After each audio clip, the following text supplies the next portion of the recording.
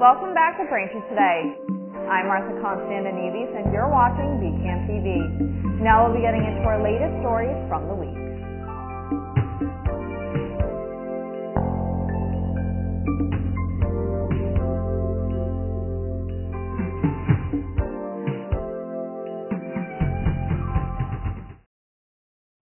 Welcome back to Braintree Today. I'm Martha Konstandinidis and you're watching BCAM TV. Now we'll be getting into our latest stories from the week. In a follow-up to an earlier story on Braintree Today, Canadian Prime Minister Justin Trudeau has announced that he will be resigning after 9 years in that position. He will remain in power, however, until a replacement party leader is chosen. The move comes in the face of a mounting set of problems that Canada is facing, including immigration, lack of housing for Canadians, economic challenges, and political infighting. I intend to resign as party leader as Prime Minister after the party selects its new leader, the 53-year-old leader told reporters at a news conference in Ottawa on Monday. Trudeau's government was rocked by the surprise resignation of Deputy Prime Minister and Finance Minister Chrystia Freeland just hours before she was due to deliver her annual fiscal update. His resignation could be seen as the PM choosing to jump before he is pushed, ahead of a general election to be held later this year that he is widely expected to lose. President Joe Biden has blocked the $15 billion acquisition of U.S. steel by Japan's Nippon Steel, citing national security concerns and emphasizing the importance of maintaining a domestically owned steel industry.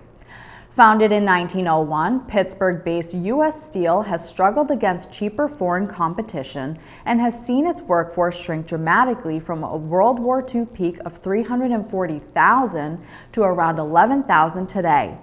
The United Steelworkers Union praised Biden's decision, highlighting the need to protect American jobs and security, though the move has raised concerns about U.S.-Japan relations and foreign investment in American industries.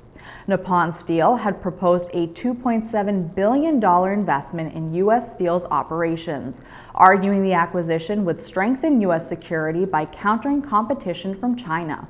Both companies plan to pursue legal action to challenge the decision. A New York judge has upheld President-elect Donald Trump's conviction in his hush money trial and scheduled sentencing for January 10th, rejecting Trump's efforts to overturn the verdict ahead of his January 20th return to the White House. Judge Juan M. Merchan denied the motion to dismiss, stating that vacating the verdict would undermine public trust in the rule of law. Trump was found guilty in May of 34 counts of falsifying business records related to a payment to Stormy Daniels during his 2016 presidential campaign, reimbursed through his lawyer Michael Cohen and logged as legal expenses. Trump maintains the payment was to avoid personal embarrassment, not to influence the election. Judge Merchan indicated Trump would receive a conditional discharge, avoiding jail time, fines, or probation, to bring finality to the case before his inauguration. Trump's legal team argued that sentencing him before taking office would disrupt his presidency, but the judge dismissed the claim. The conviction makes Trump the first president to assume office with a felony record. His legal team plans to appeal, and Trump has the option to appear in person or virtually for sentencing. Representative Mike Johnson secured another term as Speaker of the House as the 119th Congress convened on January 3rd, following a contentious vote. Johnson initially fell short of the required majority, trailing 216 to 215, with 3 Republican members, Ralph Norman, Tom Massey, and Keith Self, voting for other candidates. All Democrats backed Representative Hakeem Jeffries. The vote remained open as Johnson met with Republican colleagues to negotiate a path forward. 2 of the Republican holdouts ultimately changed their votes, giving Johnson the 218 votes needed to retain the gavel. Following the vote, President-elect Donald Trump congratulated Johnson on Truth Social, calling him a great speaker and praising his leadership as a turning point for the country. The world's oldest person, according to Guinness World Records, Tomiko Ituka, died on December 29th at a care home in Japan. Born on May 23, 1908, in Osaka, she was 116 years old at the time of her death. In her younger years, Ituka was a volleyball player in high school and climbed Mount Ontake twice. During World War II, she managed her husband's textile factory office and later lived alone in Nara after his death in 1979. Known for her lively spirit, she became the oldest person last year following the death of 117-year-old Maria Branyas. Ituka is survived by a son, a daughter, and 5 grandchildren. Her passing leaves 116-year-old Brazilian nun Ina Canabaro Lucas as the world's oldest living person. Thanks for watching Braintree today. We'll be right back with more after the break.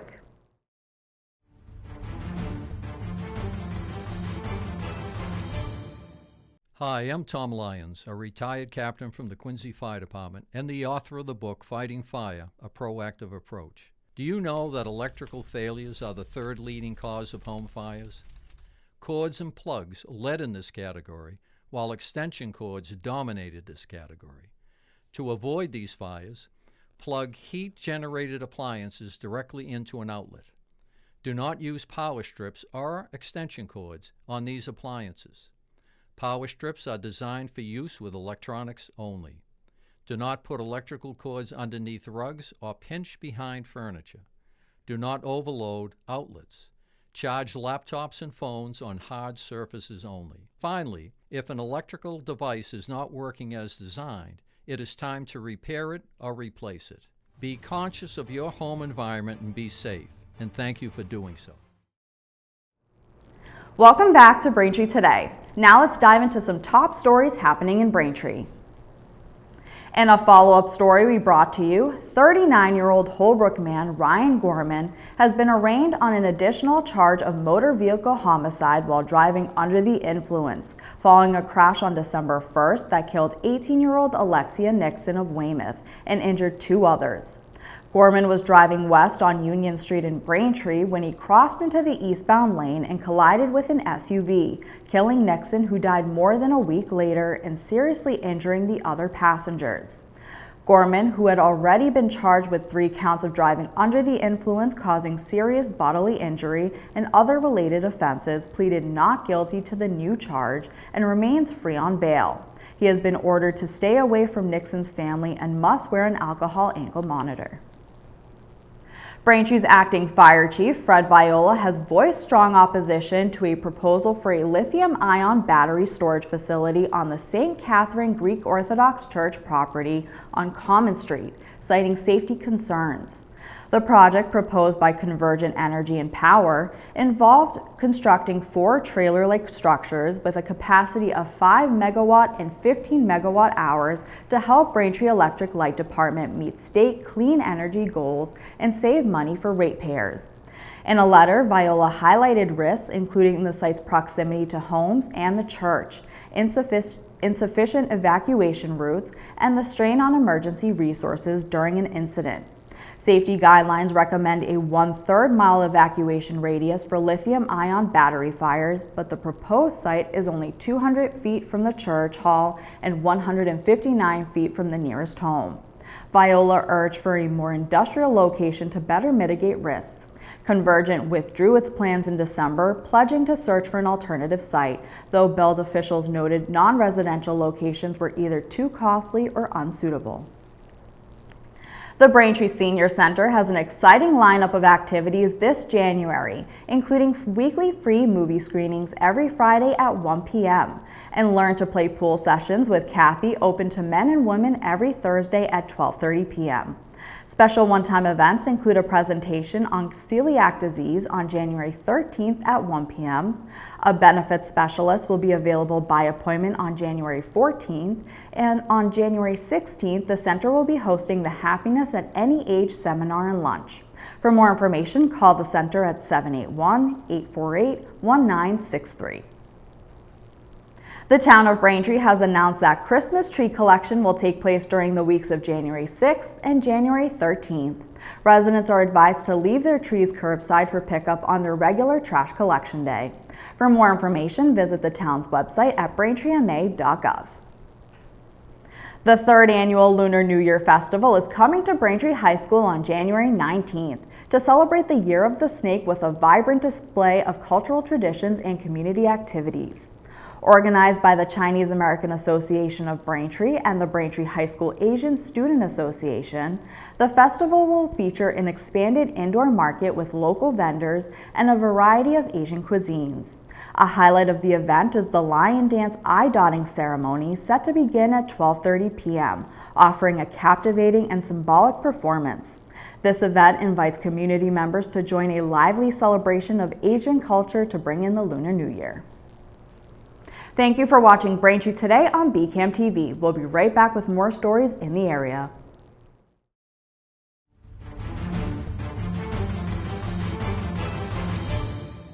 Hi, I'm Tom Lyons, a retired captain from the Quincy Fire Department and the author of the book Fighting Fire, A Proactive Approach. Let's talk portable electric space heater safety.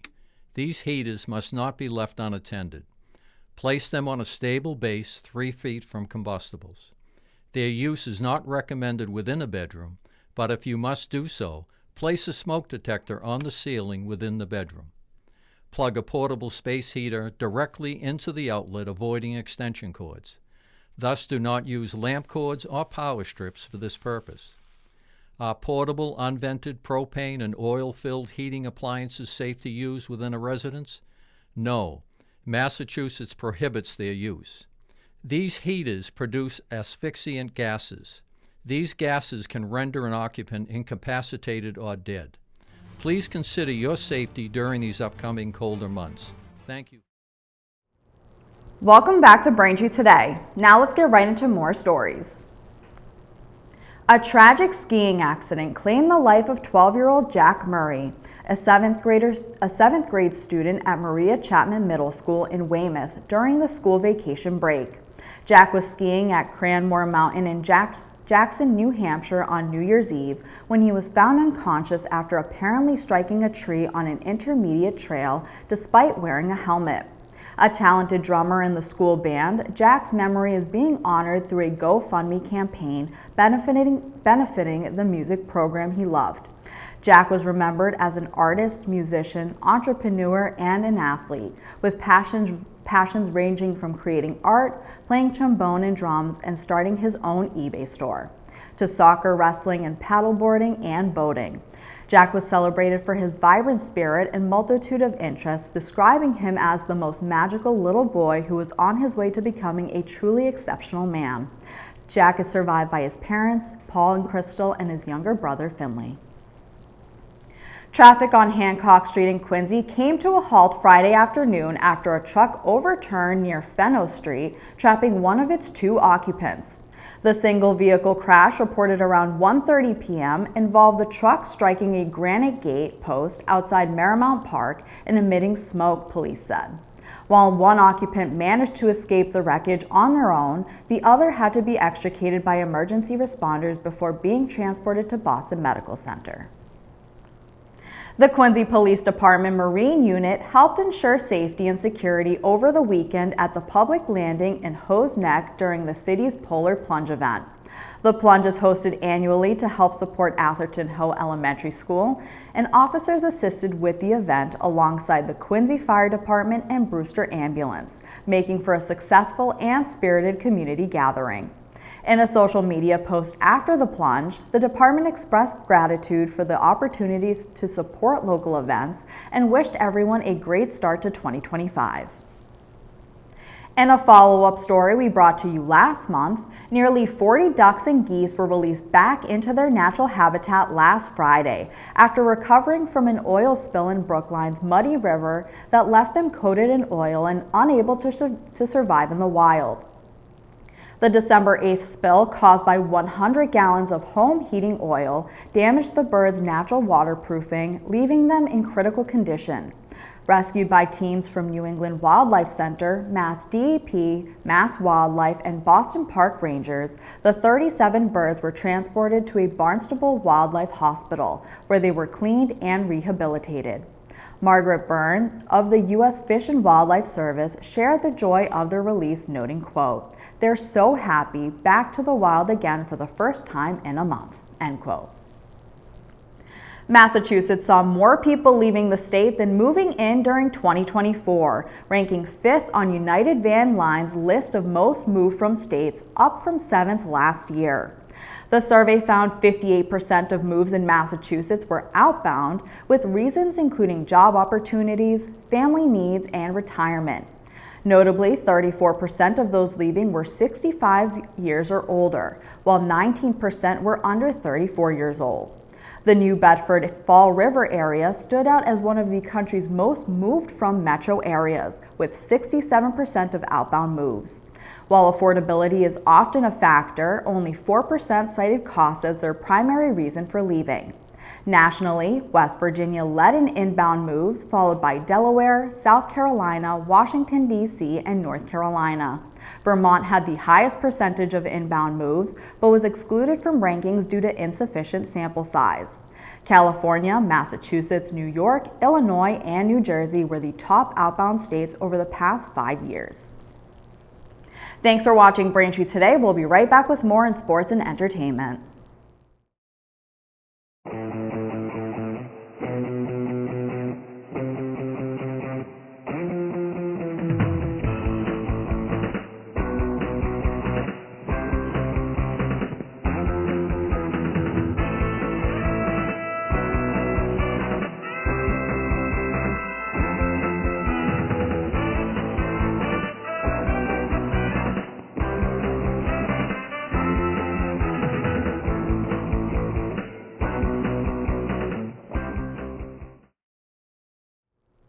Welcome back to Braintree Today. Now here's Chris Curran with the latest on Braintree High School sports.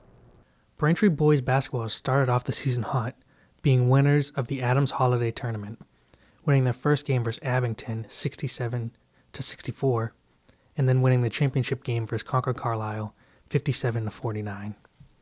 Their most recent win coming against Milton 58-47, giving them a 6-1 record to start the season. They go on this week to play at Newton North and home against Framingham, which you can catch live on BCAM. The girls have started off just as hot with a 5-1 record in their most recent win coming against Milton 52-30. Braintree started off the game hot and almost never let Milton back into the game. They ended the first half with an 8-point lead and then started the second half going on a 14-1 run. And in the fourth quarter, they laid it on, finishing with a 22-point win. They go on this week to have an inverted schedule from the boys, playing home against Newton on the 7th, that'll be live on BCAM, and at Framingham on the 10th. The hockey teams have had much different result at the start of their season, with the girls team starting off 0-6, with their most recent loss coming to Milton 5-2. Braintree scores the first goal of the game on a 2-on-1, where the defender follows the puck. The forward finds a trailing player who shoots it over the glove side. Milton answers back with a scrum in front of the net. The puck goes around the net, into some players, and pops out the other side. The Milton player had an open net. Milton then gets a shorthanded chance on a breakaway where they sneak it on the outside of the goalie's foot. Milton's third goal comes on some hack hockey. With the puck loose in front of the net, it just slips by. This goal took a little while to be confirmed. Braintree's second goal comes off a shot from the point that's deflected. Milton's third goal was then confirmed after this goal. Milton's fourth goal coming in transition with a shot over the blocker side. Milton's fifth goal comes from the point, hits the goalie, but just trickles through. They go on this week to play Newton North, which will be on BCAM Live, and Framingham. The boys' season has started disappointing too, with a 2-3-1 record, and their last game coming as the tie 1-1 versus Milton. Just like the basketball teams, their games are inverted as well. On the 8th, they play at Newton North, and on the 11th, they play home against Framingham. That will be live on BCAM. Like I said throughout, you can catch all the home games live on BCAM, Comcast Channel 1073, Verizon 2128, or our YouTube, BCAM TV, or website, bcam.tv. Now let's send it back to Martha in the studio. Thanks, Chris. This week in entertainment, we have 3 movie recommendations for you to watch. First, Night Bitch follows an artist who pauses her career to be a stay-at-home mom. She seeks a new chapter in her life and encounters just that when her nightly routine takes a surreal turn and her maternal instincts begin to manifest in canine form. The film stars Amy Adams and Scott McNairy. You can watch Night Bitch now on Hulu.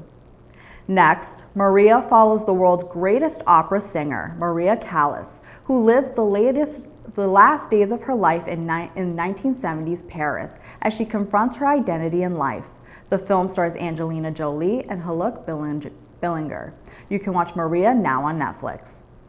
And last, Blink follows a family's global trip before their children lose vision to a rare genetic disorder. They capture their journey to experience the world's beauty while they can still see it and prepare for an inevitable future. You can watch Blink now on Hulu. That'll do it for news today. Remember, if you're a customer of Verizon, you can watch BCAM TV in high definition on channel 2128. You can also now see us in high definition on Comcast on channel 1073.